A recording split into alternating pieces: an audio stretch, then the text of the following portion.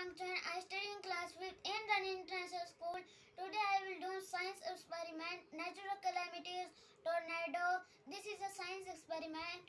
You can see in photos and videos. Water tornado works in round and round and round. So let's start. Material required 2 bottles, but one bottle cut with knife in half, and and second is some water.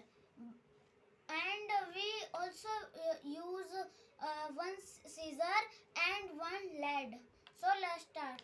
First we make a hole in lead,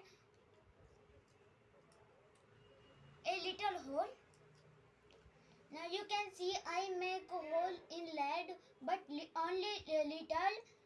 So now I will put on the bottle. Now we make tornado, but we shake the bottle to make tornado.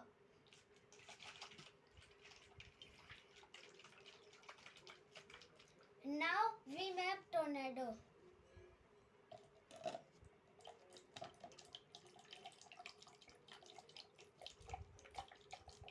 You can see this is tornado.